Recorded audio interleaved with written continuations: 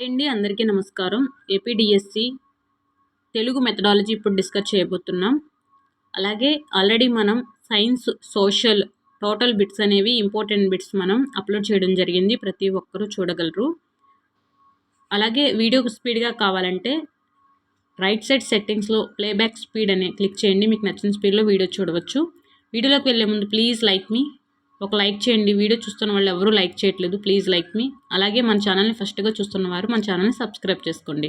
వీడియోలోకి వెళ్ళిపోదాం.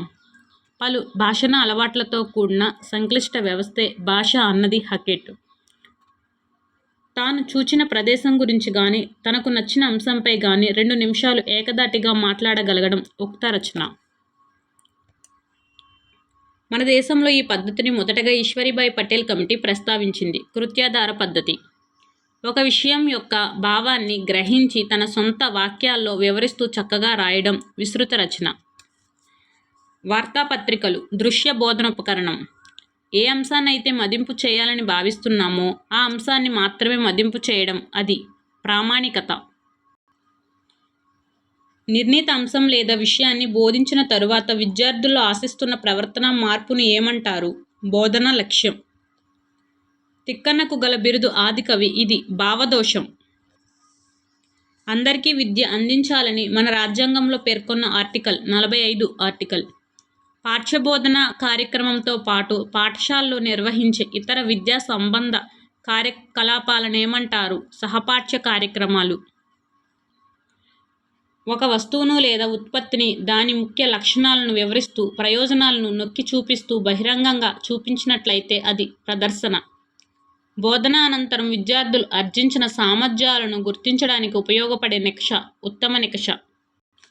సత్యము కానిది ఫస్ట్దండి, ఆప్షన్ 1. మనం సత్యం చెప్పుకుందాం. సత్యం కానిది ఇది కదా. ఆ వివృతం పూర్వస్వరం కంఠ్యం. ఊ సంవృతం ఉత్తరస్వరం ఓష్యం. ఓ ఇషత్ సంవృతం ఉత్తరస్వరం కటోష్యం. ఒక గుక్కలో ఒకసారి అర్థవంతంగా ఉచ్చరించగల పద సముదాయాన్ని ఏమంటారు? పలుకుమేర. పాఠ్యాంశ బోధన సోపాన క్రమంలో చివరిది గైహికం. విద్యార్థులు సంపూర్ణ మూర్తిమత్వాన్ని అభివృద్ధి చేసేది విద్యా ప్రణాళిక. ఉపకరణం విషయ చిత్రీకరణకు, విషయానికి, సరైన వాక్యానికి, తొందరగా తేలిగ్గా విషయాన్ని అర్థం చేసుకోవడానికి, శాశ్వతమైన అవగాహనకు ఉపయోగపడుతుందని తేల్చి చెప్పిన విద్యావేత్త హుమాయూన్ కబీర్. మాపనం, విలువ నిర్ధారణ, అభివృద్ధి పరచటం ఈ 3 అంశాలు ఇమిడి ఉన్న మూల్యాంకనాన్ని ఏమంటారు? సమగ్ర మూల్యాంకనం. భాషకు చెందిన ప్రజానీకంలో వృత్తిని బట్టి గాని వ్యాపారాన్ని బట్టి గాని ఏర్పడ్డ ఒక వర్గం ప్రజలు వ్యవహరించే భాషా భేదం మాండలికం. మాట్లాడేటప్పుడు భావానుగుణమైన స్వరభేదం పాటించడం వాచికాభినయం. క్రీడా పద్ధతిలో బాగా కృషి చేసిన విద్యావేత్తలు కాల్డ్వెల్, కుక్, గలిక్. తమ పాఠశాల కార్యక్రమాల అభివృద్ధికి పాఠశాల అవసరాలను, అందుబాటులో ఉన్న వనరులను దృష్టిలో ఉంచుకొని తమకు తాముగా తయారు చేసుకునే అభివృద్ధి ప్రణాళిక సంస్థాగత ప్రణాళిక. దృశ్య శ్రవణ ఉపకరణానికి ఉదాహరణ టెలివిజన్. వ్యాసరూప ప్రశ్నలకు జవాబులు రాయడానికి అవసరమైనది భాషా పటిమ. ధ్వనికి భావానికి అనురూప సంబంధం ఉంటుంది అని సమర్థించే భాషోత్పత్తివాదం డింగ్-డాంగ్ వాదం. వర్ణమాలలో తరచుగా నిత్య వ్యవహారంలో వాడని వర్ణాలను తీసివేసి మిగిలిన అక్షరాలను మాత్రమే మొదట నేర్పించే పద్ధతి నవీనాక్షర పద్ధతి. పాఠశాలలో హాజరు పెరగడానికి మెరుపు అట్టలను ఆకర్షణీయంగా తీర్చిదిద్దాలి అనే కార్యక్రమాన్ని చేపట్టిన విద్యా సంచాలకులు చాంపియను. విద్యార్థుల్లో విస్తార పఠన నైపుణ్యాన్ని పెంపొందించడానికి, స్వీయ అభ్యాసన శక్తులు పెంచడానికి ఉద్దేశించినది ఉపవాచకం. తరగతిలోకి తీసుకురావడానికి సాధ్యం కాని వస్తువులతో, దృగ్విషయాలతో సంపూర్ణమైన జ్ఞానానుభూతిని కలిగించే నిమిత్తం రూపొందించిన అభ్యాసనాన్ని ఏమంటారు? క్షేత్ర పర్యటన. విద్యార్థులు విద్యా విషయక సర్వతోముఖాభివృద్ధికి తోడ్పడే బోధన వికాస బోధన. పుస్తక సమీక్ష అనేది నిర్మాణాత్మక మూల్యాంకనం ఈ సాధనానికి చెందినది. పిల్లల భాగస్వామ్యం, ప్రతిస్పందనలు. క్రింది వాటిలో ధ్వని దోషానికి చెందనిది కిళి, చిలుక. ఉదాహరణలను పరిశీలింప చేసి తద్వారా సూత్ర నిర్మాణం చేసే పద్ధతి అనుమానోప పద్ధతి. ఎలా అయితే శరీర రక్షణ ద్వారా శరీరం దృఢపడుతుందో, శిక్షణ ద్వారా బుద్ధి పదునెక్కుతుందో, ఆత్మవికాసం కూడా దానికి తగ్గ అభ్యాసాన్ని ఇవ్వడం ద్వారానే సాధ్యపడుతుంది అన్నది మహాత్మా గాంధీ. ఎలా అయితే శరీర రక్షణ ద్వారా శరీరం దృఢపడుతుందో, శిక్షణ ద్వారా బుద్ధి పదునెక్కుతుందో, ఆత్మవికాసం కూడా దానికి తగ్గ అభ్యాసాన్ని ఇవ్వడం ద్వారానే సాధ్యపడుతుంది అన్నది మహాత్మా గాంధీ. ప్రతి తరగతిలో విద్యార్థులు చేసిన కృత్యాలను ప్రదర్శించడానికి ఉపయోగపడేది గోడపత్రిక. అర్ధభేదక శక్తి కలిగిన కనిష్ట ధ్వని రూపం వర్ణం. యాదృచ్ఛికమైన నిర్మాణ సౌష్ఠవంతో మానవ సమాజంతో భావ వినిమయానికి, పరస్పర సహకారానికి, సంస్కృతి పరివ్యాప్తికి ఉపకరించే వాగ్రూప ధ్వని సంకేత సముదాయం భాష అని అన్నది సార్ట్వర్త్. ప్రతి అంశాన్ని వివరంగా పూర్తిగా అర్థం చేసుకుంటూ మనసు పెట్టి భావంతో పాటు భాషా అంశాలను తెలుసుకుంటూ చదవడం క్షుణ్ణపట్నం. వ్యాసరచన నేర్పించేటప్పుడు విద్యార్థులు ఎవరికి వారు బహుగ్రంథ పరిశీలనం చేసి రాసే పద్ధతి ఉద్యమ పద్ధతి. పలుకుతున్న శబ్దం కంటే చూస్తున్న శబ్దస్థానం వెనకబడితే అది తిరోగమన వాగ్మయ నమితి. పదజాలాభివృద్ధి కోసం ఒక పదం ఇచ్చి దానికి మొదట 1 లేదా 2 అక్షరాలు చేర్చి కొత్త పదాలను తయారు చేయడం అనేది పదక్రీడ. లింగ్విస్టిక్ సర్వే ఆఫ్ ఇండియా అనే గ్రంథాన్ని సంపాదకుడు గ్రియర్సన్ తక్కువ కాలంలో ఎక్కువ పఠనాన్ని సాగిస్తూ విస్తృతాంశాలని గ్రహిస్తూ విశేష జ్ఞానం పొందడానికి తోడ్పడేది విస్తారపట్నం. హెర్బర్ట్ సోపానాల ఆధారంగా లేఖ రచన, బోధన సోపాన క్రమం. ప్రవేశం, ప్రదర్శన, పూర్వ పునర్విమర్శ, గైహికం. నిర్దేశించుకున్న లక్ష్యాలను చేరడానికి చేయవలసిన కృత్యాలను ఒక వరుసలో అమర్చుకోవడం ప్రణాళిక అన్నది జాన్ అర్జెంటీ. క్రింది వానిలో త్రిపార్శ్వ ఉపకరణం మాతృకలు. ఒకే మాటలో జవాబు రాయడం, ఇచ్చిన సమాధానాలు సరైన ఖాళీలు పూరించడం, జతపరచడం, తప్పొప్పులు తెలపడం వంటివి ఈ రకమైన ప్రశ్నలు వస్తునిష్ట ప్రశ్నలు. మొదట పరిమితార్థంలో ఉన్న పదం కాలక్రమంలో విస్తృతార్థాన్ని బోధించడం అర్ధవ్యాకోచం. మాట్లాడేటప్పుడు నెమ్మదిగా మొదలుపెట్టి పోను వేగం ఎక్కువ చేసి అస్పష్టంగా అర్ధరహితంగా మాట్లాడడం సమవేగరాహిత్యం. విద్యార్థులు వారి వైయక్తిక ప్రతిభ ఆధారంగా నియోజనాలను గ్రహించి వాటిని సాధించి ముందుకు వెళ్ళడం ప్రధాన అంశం గల పద్ధతి డాల్టన్ పద్ధతి. పాఠశాలలో విద్యార్థులకు విద్యానుభవాలు కలిగించటం కోసం సాంఘిక సమూహం యొక్క రూపకల్పనయే విద్యా ప్రణాళిక అని అన్నది బ్యూచాంపి. ద్విపార్శ్వ ఉపకరణానికి ఉదాహరణ వర్ణ చిత్రాలు. దశరథుడు, రాముడు, పాండురాజు. ఇక్కడ డాష్ పై ప్రశ్న ఈ రకానికి చెందినది సహసంబంధ ప్రశ్న.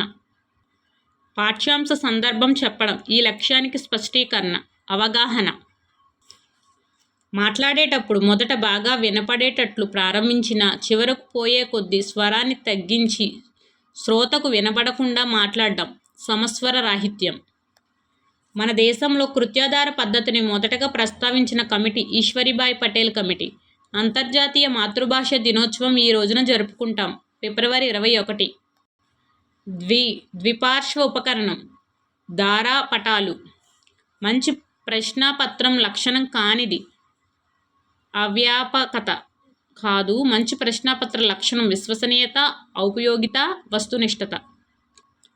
ఒక భాషా ధ్వనులను భిన్నంగా కూర్చడం వలన అసంఖ్యాక పదాలను సృష్టిస్తుంది. ఇది ఈ రకమైన భాషా లక్షణం. ద్వివిధ నిర్మాణం. శ్రీనాథుడి బిరుదు సహజ పండితుడు అన్నది ఈ దోషం, భావదోషం. పూర్వజ్ఞాన పరిశీలన ఈ సోపానానికి ఉపసోపానం, ప్రవేశం. ప్రతి పదానికి అర్థం చెబుతూ వివరణ ఇస్తూ పదస్వరూప స్వభావాల్ని విడమర్చి చెప్పే పద్యబోధన పద్ధతి, ఖండ పద్ధతి. విద్యార్థుల్లో సవర్ణదీర్ఘ సంధి ఏర్పడే విధానాన్ని గుర్తిస్తారు అన్నది ఈ లక్ష్యం, వివృత లక్ష్యం. బోధనకు ముందే నిర్వహించే నికష, పూర్వనిక్ష.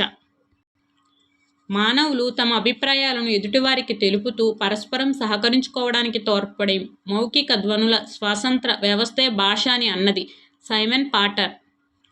భాష నేర్చుకోవడానికి ప్రథమ సోపానం శ్రవణం. కిండర్ గార్టెన్ పద్ధతిని ప్రతిపాదించినది ఫ్రోబెల్. విద్యార్థి భవిష్యత్ విద్యా జ్ఞాన ప్రగతిని సూచించగల పద్ధతి. ప్రాగూక్తిక మూల్యాంకనం.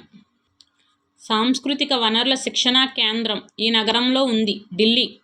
మన రాష్ట్ర ప్రభుత్వ పాఠశాలలో నాన్ డిటెక్షన్ విధానాన్ని ప్రవేశపెట్టిన సంవత్సరం 1971. శ్రవణానికి పఠనానికి లేఖనానికి సమన్వయం ఏర్పరిచేది ఉక్త లేఖనం. అనుమానోపపత్తి పద్ధతికి గల పేర్లు. ఆధునిక పద్ధతి, ఉదాహరణ పద్ధతి. కృత్యాలను స్వయంగా నిర్వహించడం అనే సూత్రం ఆధారంగా గల బోధనా పద్ధతి కిండర్ గార్టెన్. ఒక వస్తువును లేదా ఉత్పత్తిని దాని ముఖ్య లక్షణాలను వివరిస్తూ ప్రయోజనాలను నొక్కి చూపిస్తూ బహిరంగంగా చూపించినట్లయితే అదే ప్రదర్శన అని అన్నది వెబ్స్టర్. అన్ని బోధనాంశాలను సముచిత ప్రాధాన్యం ఉండాలి అని చెప్పే మంచి ప్రశ్నాపత్ర లక్షణం వ్యాపకత. భాష ఒకే అంశం లేదా లక్షణం గల విషయం కాదు. సమాజంతో మానవ సంబంధాలు ఎంత సంక్లిష్టమైనవో అంతే సంక్లిష్టమైన మానవీయ ప్రక్రియ అన్నది ఎస్కే వర్మ, ఎన్ కృష్ణస్వామి. మానసిక చలనాత్మక రంగానికి సంబంధించని బోధనా లక్ష్యం లాక్షణీకరణం అనేది సంబంధించనిది. ఇక్కడ సహజీకరణం, నియంత్రణ, అనువర్తన.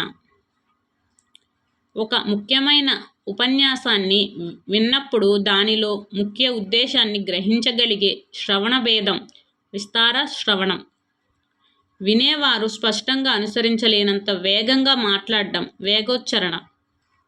పాఠశాలలో విద్యార్థులకు కల్పించిన వ్యాసంగాలన్నీ కలిపితే అదే విద్యా ప్రణాళిక అన్నది ఆల్బర్ట్. పాఠ్యపుస్తకం బాహ్య లక్షణం కానిది భాష. పాఠ్యపుస్తక బాహ్య లక్షణం చిత్రాలు, ముద్రణ, పరిమాణం. క్రింది వానిలో ఉపవాచక ప్రయోజనాలు. మౌన పఠన సామర్థ్యాన్ని పెంచుతుంది, విస్తార పఠనాన్ని అలవాటు చేయడానికి ఉపకరిస్తుంది, విరామకాలాన్ని సద్వినియోగపరుస్తుంది. మన రాష్ట్రంలో పాఠశాల విద్యార్థుల కోసం పాఠ్యాంశాలను దూరదర్శన్ ద్వారా ప్రసారం చేస్తున్న సంస్థ రాష్ట్ర విద్యా సాంకేతిక సంస్థ. భారతదేశంలో సూక్ష్మబోధన నిర్వహణ వీరు సూచించిన నైపుణ్యాలను అనుసరించి సాగుతుంది. బీకే పప్సి.